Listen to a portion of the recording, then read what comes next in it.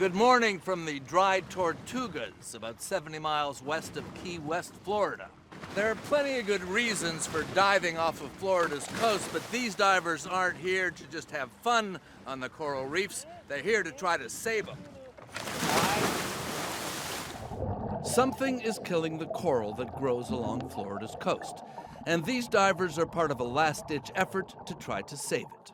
So this disease event is unprecedented. Unprecedented, says National Parks fisheries biologist Megan Johnson, because of the speed with which the disease attacks and kills about half the coral species on Florida's reefs. Unprecedented because the pandemic has lasted 5 years so far, when most reef infections last just a year or so. And unprecedented because marine scientists say the coral is already threatened by warming ocean temperatures, and so is more vulnerable to whatever this mystery disease is. What do we know about it? What is it? Why is it doing this? What we know, it's an infectious waterborne disease, and we don't know how it started or where it originated from, and we know that it's traveling at a pretty fast rate down the reef tract. The bug, or whatever it is, was first discovered off Miami in 2014 and has been on a relentless, lethal march north and south ever since. In just 5 years, this disease has traveled from north of Palm Beach 350 miles to Key West, and it's still moving.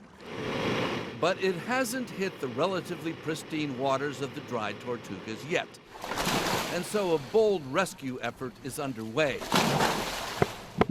Scientists from NOAA, Florida Wildlife, and the University of Miami have begun to do what is normally the worst thing you can do on a reef.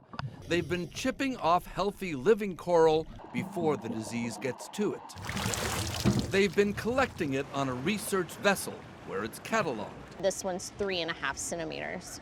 They've been storing it in vats, coral condos they call them, saved so that when, if the disease passes, the coral can be replanted and it's hoped the reef system can be restored. Maybe.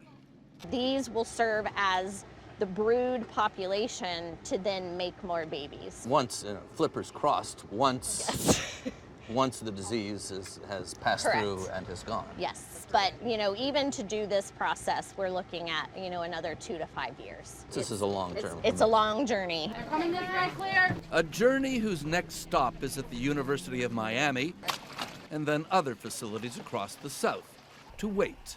We just had the warmest month on record here in Miami, Florida. Not just air temperatures, but water temperatures as well. And that was June 2019. So the fact that we're breaking records in June is really, alarming.